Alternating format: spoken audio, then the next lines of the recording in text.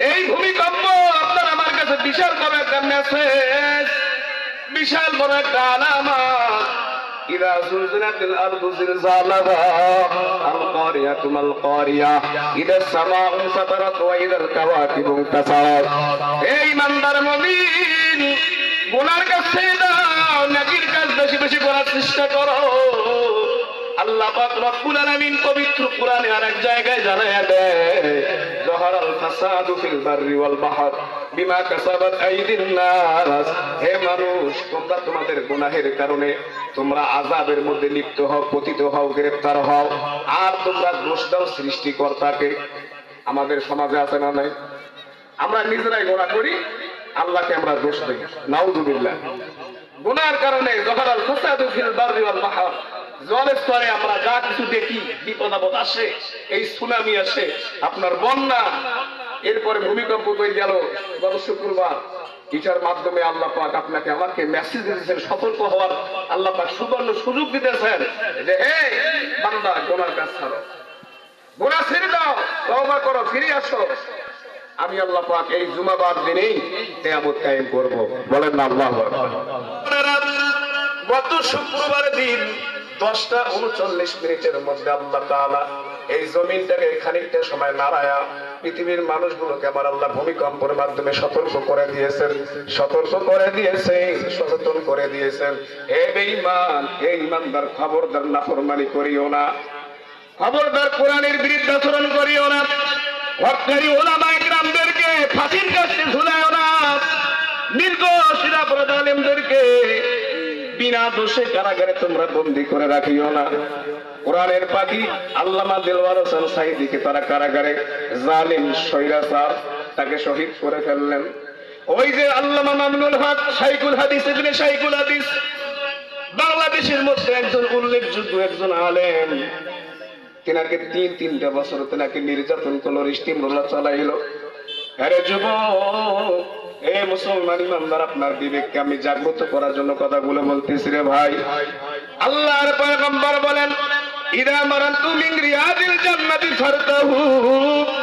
হে পৃথিবীর মানুষ, দুনিয়ার জমিনে যখন জান্নাতের বাগান কায়েম হয়ে যায়, কোরআনের তাফসীর মাহফিলের আয়োজন হয়ে যায়, এই কালামে জিন্দা কুরআনে হাকিম হিকমতে উলা ইয়াজাল ইস্তাকদিম জামিউল ইলম ফিল কুরআনে হাকিম তাকাসারাত আনহু আফহামুর রিজালি। হে ঈমানদার মুমিন মুসলমান, আল্লাহ রাব্বুল আলামিন জানিয়ে দেয়, পয়গম্বর আপনি জানায়া দেন, যেই মজলিসে কোরআনে কারীমের আলোচনা হয়, উলামায়ে কেরাম নবীর ওয়ারিসেরা সুন্দরভাবে মানুষকে বোঝাবার চেষ্টা করে, হে রাসূল আপনি জানায়া দেন কাফের বেঈমানদের মতো যেন তারা হট্টগোল সৃষ্টি না করে, আদবের সাথে সেই মজলিসে বসে যায়। সেই মজলিসের মধ্যে বসলে কি লাভ হবে? ওয়াইদা কুরিয়াল কুরআন, ওই মজলিসের মধ্যে যেখানে কোরআনে কারীম তেলাওয়াত হয়, কোরআনের আমল হয়, ফাসতামিউ লাহু ওয়া আনসিতু, আপনি তাদেরকে মনোযোগ দিয়ে সুন্দরভাবে খরগোশের মতো কান দুইটা টান টান করে কোরআনের ধ্বনিগুলো, কোরআনের আওয়াজ, কোরআনে কারীমের তেলাওয়াত, কোরআনের তাফসীর, কোরআনের ব্যাখ্যা, কোরআন সুন্নাহর বাণীগুলো শোনার চেষ্টা করবেন, তাদেরকে উপদেশ দিবেন। লাআল্লাকুম তুরহামুন, যারা মেনে নিবে, যারা সেই মজলিসে আদবের সাথে বসে যাবে, আল্লাহ রাব্বুল আলামিন রহমত এবং সাকিনা ওই বান্দাদের উপর নাযিল করবেন। বলেন সুবহানাল্লাহ। আরে নবীর উম্মতের দল, যে আয়াত আপনাদের সামনে আমি পেশ করেছিলাম, আল্লাহ পাক বিভিন্ন ভাবে পরীক্ষা করবেন। রহমাতাল লিল আলামিন, মায়ার নবী আমার দুনিয়ার মধ্যে ধন সম্পদ চাইলে আমার আল্লাহ বহুত পাহাড়টাকে স্বর্ণ দ্বারা মোড়াইয়া দিতেন।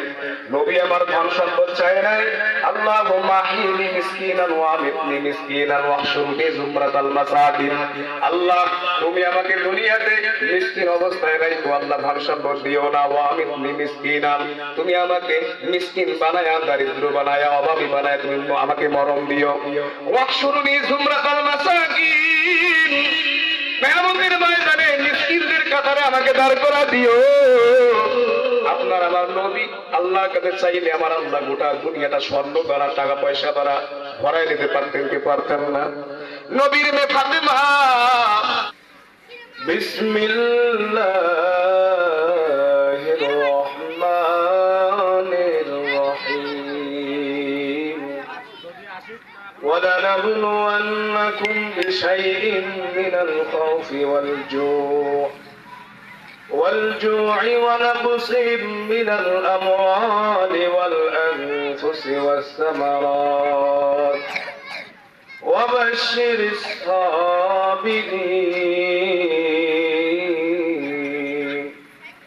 صدق الله المولانا العظيم وصدق رسوله النبي الأمي الكريم ونحن على ذلك من الشاهدين والشاكرين والحمد لله رب العالمين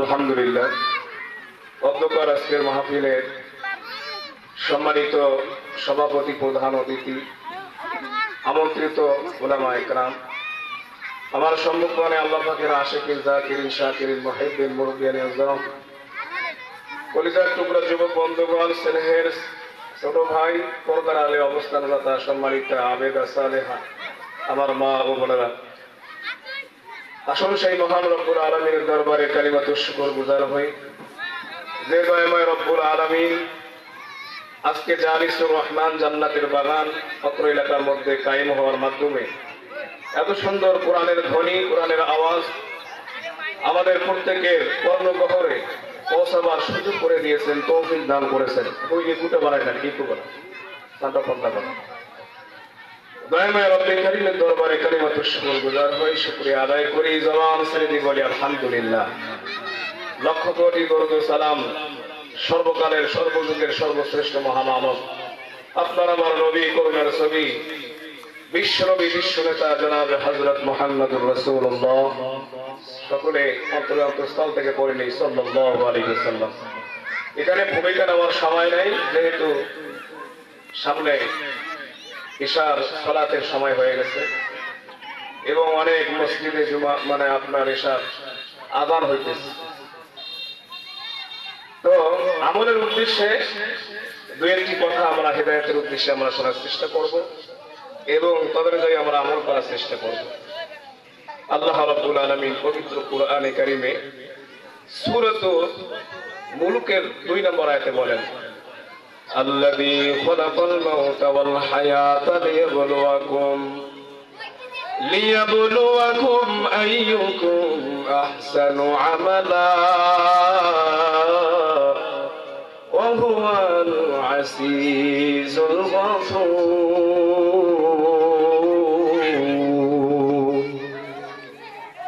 আল্লাহ রাব্বুল আলামিন জানায় দেয় পয়গম্বর পৃথিবীর সব মানুষগুলোকে জানায় দেন, ও নবী আমার, আমি আল্লাহ রাব্বুল আলামিন মানুষকে সৃষ্টি করলাম মৃত এবং জীবন।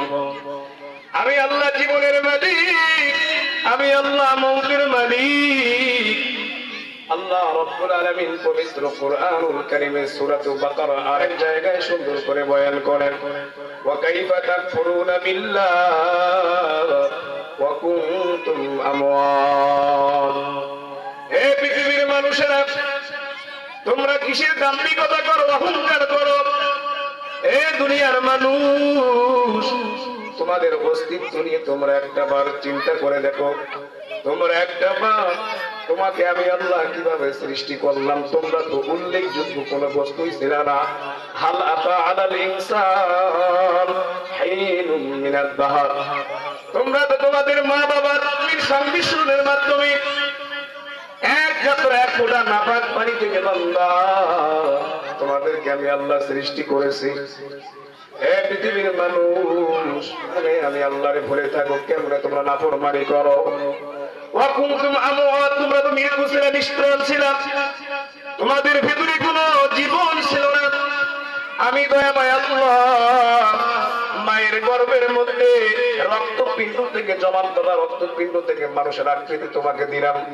হে ইমানদার মুমিন, আমি আল্লাহ সেখানে প্রাণ সঞ্চার করলাম, তোমাকে একটা দৈহিক গঠন দিয়ে সুন্দরভাবে আমি আল্লাহ লাকাদ খালাকনাল ইনসান ফি আহসানি তাকওয়িম, আমি আল্লাহ সুন্দরতম অবয়ব দিয়া গঠন দিয়ে তোমাকে বানাইছি। সুবহানাল্লাহ।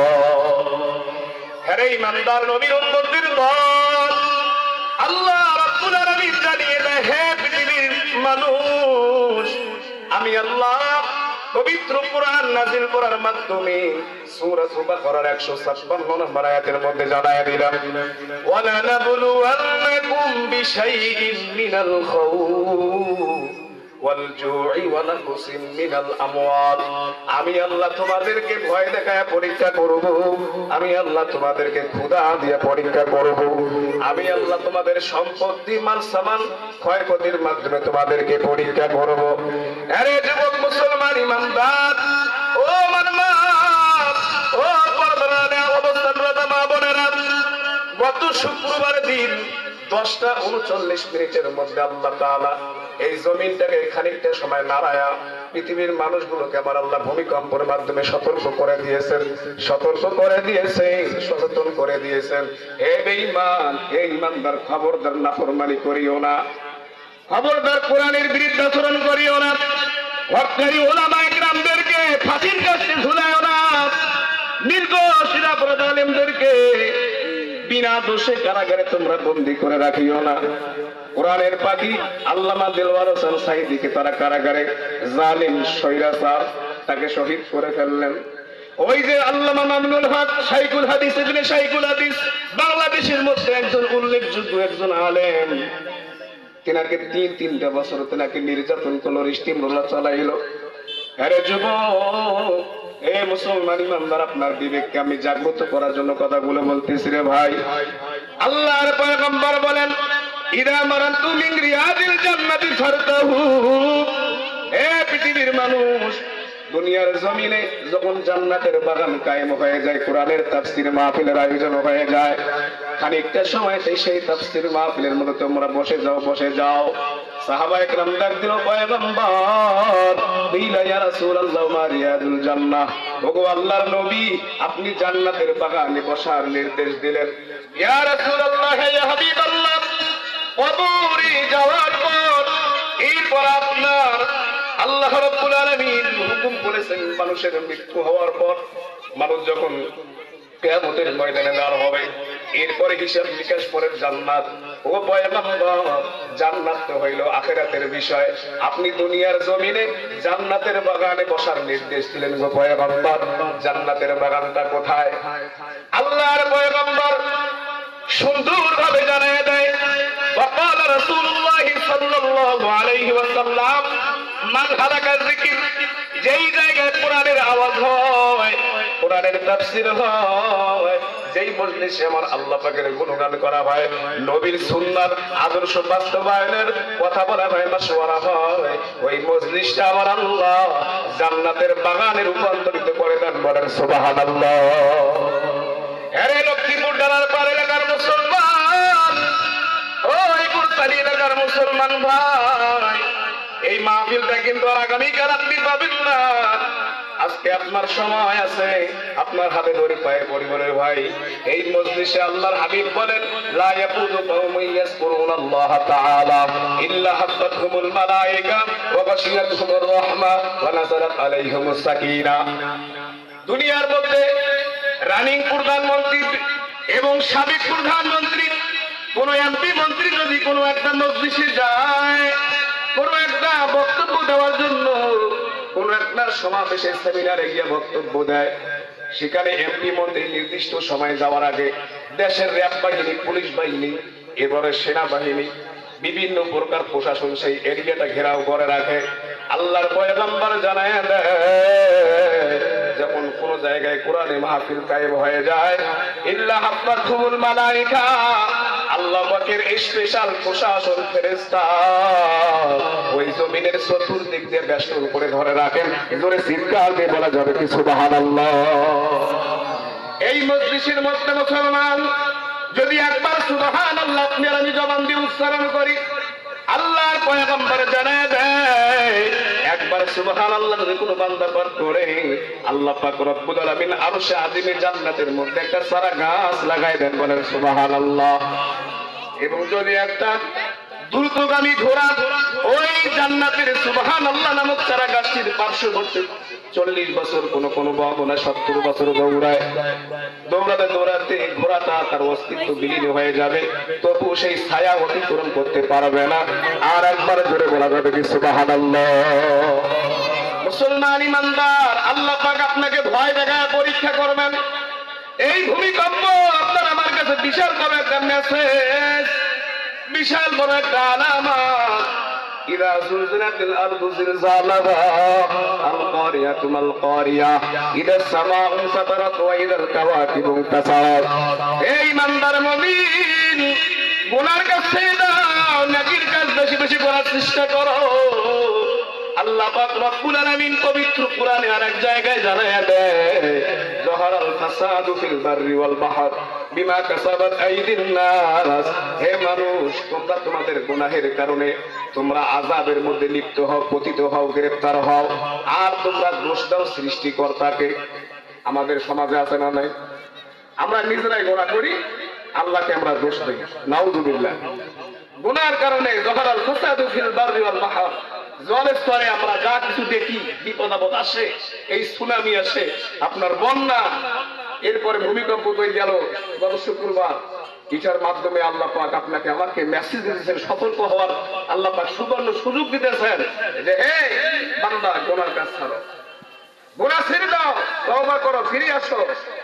আমি আল্লাহ পাক এই জুমাবার দিনেই কিয়ামত কায়েম করব, বলেন না আল্লাহু আকবার। আযান হইতেছে, একটু নীরবতা পালন করি, আমরা আযানের উত্তর দেওয়ার চেষ্টা করি ইনশাআল্লাহ। সম্মানিত মুআজ্জাজ মুহতারাম হাজিরিন, তো যাই হোক, ওয়াজ নসিহত সবার পকেটে পকেটে, আমি প্রায় জায়গায় বক্তব্যই বলে থাকি। তো বড় একটা বিষয় হলো মানার বিষয়, কম বেশি প্রত্যেকে জানি। ইবলিস, আযাজিল, আসমানি 104 খানা কিতাব, এমন কোন ইলম নাই যার ভিতরে ছিল না। কিন্তু কি করছে? তাকাব্বুর করেছে, অহংকার করেছে, যার কারণে সে পতন হয়েছে। আবুল হিকাম আবু জাহালের নাম ছিল, কিন্তু মানার অভাবে আবু জাহাল কি হয়ে গেছে? আল্লাহ পাক পক্ষ থেকে মূর্খের পিঠা আল্লাহ উপাধি দিয়েছেন। কারণ কি? জানার পরেও মানে নাই, সত্যকে গ্রহণ করে নাই, হককে গ্রহণ করে নাই, কোরআনকে গ্রহণ করে নাই, বিশ্ব নবীর আদর্শ থেকে সে বিচ্যুত ছিল, দূরে ছিল, যার কারণে চিরস্থায়ী জাহান্নামী হয়ে গেছে। তো অত্র এলাকায় অনেক মানুষ আছেন, আমি আপনাদের সম্মানিত ইমাম, কোরআনের মাহফিল, কোরআনের মজলিস, আল্লাহ পাক রব্বুল আলামিন পবিত্র কোরআনে কারিমে সুন্দর করে জানিয়ে দিয়েছেন পয়গম্বরের মাধ্যমে। হে রাসূল, যারা কোরআনের মাহফিলে বসে না, হট্টগোল করে, হাট বাজারে সময় দেয়, এই আয়াতের তাফসীর থেকে বিভিন্ন ভাবে আপনি তাফসীর করতে পারবেন। এখানে বলা হয়েছে, وقال الذين كفروا لا تسمعوا لهذا القرآن والغوا فيه لعلكم تغلبون। এই কালামে জিন্দা কুরআনে হাকিম, হিকমতে উলা ইয়াজাল ইস্তাকদিম, জামিউল ইলম ফিল কুরআনে হাকিম, তাকাসারাত আনহু আফহামুর রিজালি। হে ইমানদার মুমিন মুসলমান, আল্লাহ রাব্বুল আলামিন জানিয়ে দেয়, পয়গম্বর আপনি জানায়া দেন, যেই মজলিসে কোরআনে কারীমের আলোচনা হয়, কোরআন আল্লাহর বাণী, যে মজলিসে উলামায়ে কেরাম, নবীর ওয়ারিসেরা সুন্দরভাবে মানুষকে বোঝাবার চেষ্টা করে, হে রাসূল আপনি জানায়া দেন, কাফের বেঈমানদের মতো যেন তারা হট্টগোল সৃষ্টি না করে, আদবের সাথে সেই মজলিসে বসে যায়। সেই মজলিসের মধ্যে বসলে কি লাভ হবে? ওয়াইদা কুরিয়াল কুরআন, ওই মজলিসের মধ্যে যেখানে কোরআনে কারীম তেলাওয়াত হয়, কোরআনের আমল হয়, ফাসতামিউ লাহু ওয়া আনসিতু, আপনি তাদেরকে মনোযোগ দিয়ে সুন্দরভাবে খরগোশের মতো কান দুইটা টান টান করে কোরআনের ধ্বনিগুলো, কোরআনের আওয়াজ, কোরআনে কারীমের তেলাওয়াত, কোরআনের তাফসীর, কোরআনের ব্যাখ্যা কোরআন সুন্নাহর বাণীগুলো শোনার চেষ্টা করবেন, তাদেরকে উপদেশ দিবেন। লাআল্লাকুম তুরহামুন, যারা মেনে নিবে, যারা সেই মজলিসে আদবের সাথে বসে যাবে, আল্লাহ রাব্বুল আলামিন রহমত এবং সাকিনা ওই বান্দাদের উপর নাযিল করবেন। বলেন সুবহানাল্লাহ। আরে নবীর উম্মতের দল, যে আয়াত আপনাদের সামনে আমি পেশ করেছিলাম, আল্লাহ পাক বিভিন্ন ভাবে পরীক্ষা করবেন। রহমাতাল লিল আলামিন, মায়ার নবী আমার দুনিয়ার মধ্যে ধন সম্পদ চাইলে আমার আল্লাহ বহুত পাহাড়টাকে স্বর্ণ দ্বারা মোড়াইয়া দিতেন। নবী আমার ধন সম্পদ চায় নাই। আল্লাহুম্মা আহইনি মিসকিনান ওয়া আমিতনি মিসকিনান ওয়াহশুরনি যুমরাতাল মাসাকিন। আল্লাহ তুমি আমাকে দুনিয়াতে মিসকিন অবস্থায় রাখো, আল্লাহ ধন সম্পদ দিও না। ওয়া আমিতনি মিসকিনান, তুমি আমাকে মিসকিন বানায়া, দারিদ্র বানায়া, অভাবী বানায়া তুমি আমাকে মরণ দিও। ওয়াহশুরনি যুমরাতাল মাসাকিন, কিয়ামতের ময়দানে মিসকিনদের কাতারে আমাকে দাঁড় করা দিও। আপনার আমার নবী আল্লাহর কাছে চাইলে আমার আল্লাহ গোটা দুনিয়াটা স্বর্ণ দ্বারা, টাকা পয়সা দ্বারা ভরাই দিতে পারতেন কি পারতেন না? নবীর মেয়ে ফাতেমা 3 দিন যাবত খাবার নাই, চুলার মধ্যে আগুন জ্বলে না। ফাতেমার কি করুন কাহিনী মুসলমান। ছোট্ট ঘটনা বলে নামাজে সবাই চলে যাব। আল্লাহর বান্দা পয়গম্বর দাওয়াতি কাজ করে, তাবলীগি কাজ করে। ফাতেমার ঘরের মধ্যে আওয়াজ দিলেন, ফাতেমার দরজায় গিয়ে নক করলেন।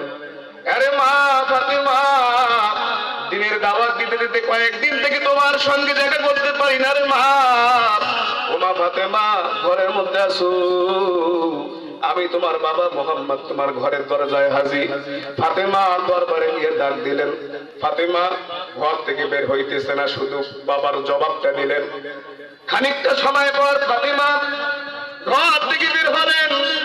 বিশ্বনবী তার মেয়ে, আদরের কন্যা ফাতেমার চেহারার দিকে তাকাইয়া নবী আমার 2 নয়নের পানিগুলো ছেড়ে দিলেন। বলতেছে, রে মা, আজকে কয়দিন যাবত তুমি খাবার পাও না রে মা, তোমার চেহারাটা কেন শুকনো, তোমার চক্ষু 2টা গর্তের সঙ্গে ডুবে গেছে রে মা। ও মা, আমি তোমার বাবা রহমাতুল লিল আলামিন মুহাম্মদ তোমার বাড়ির মধ্যে আসছি রে মা। আমার নাতি, আমার কলিজার টুকরা ইমাম হাসান হোসেন কোথায়? ডাক দাও, ডাক দাও। বলতেছে, আব্বা জান, আপনার নাতিরা কিছুক্ষণ আগে ঘুমিয়ে গেছে। ওই যে দেখো, চুলার মধ্যে কোনো খাবার নাই, কোনো তারা পানি নাই, একটা পাতিল বসানো আছে, পাতিলের মধ্যে পানি ছাড়া কোনো খাবার নাই। ও আব্বা জান, তোমার আদরের নাতি 2টা যদি ঘুম থেকে জেগে আমি ফাতেমাকে জিজ্ঞেস করে, মা আমাদের জন্য কি খাবারের ব্যবস্থা করছো, আমি ফাতেমা তাদেরকে কি জবাব দেব? আল্লাহর পয়গম্বরের আওয়াজ পেয়ে ইমাম হাসান হুসাইনের ঘুম ভেঙে যায়।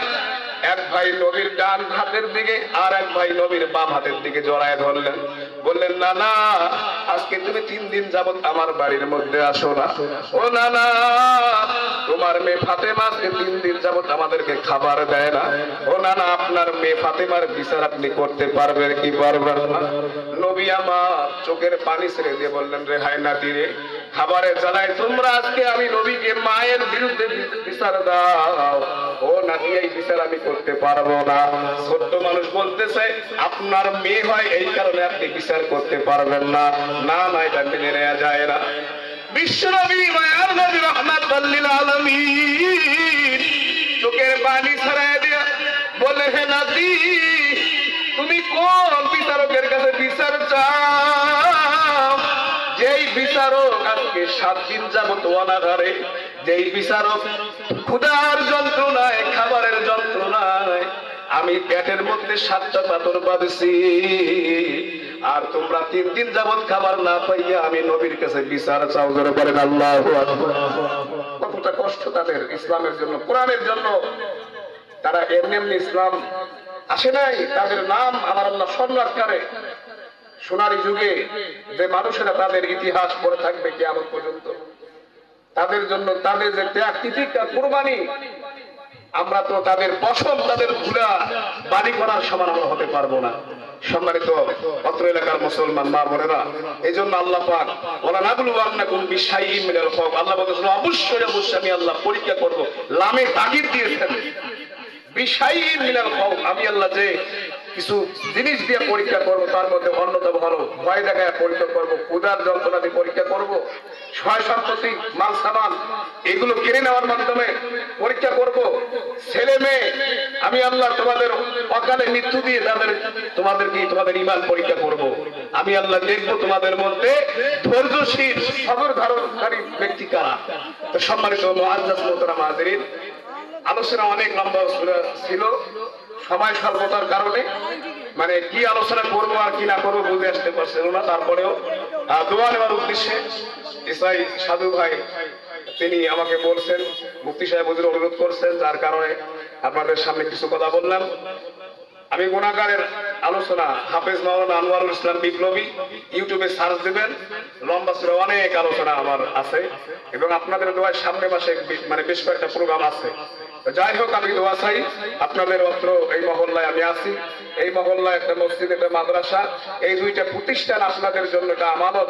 এই প্রতিষ্ঠান দুইটাকে আপনাদেরকে অবহেলা করলে চলবে না। এই মাদ্রাসা এবং মসজিদের দিকে ন্যাক নজর সবাইকে দিতে হবে।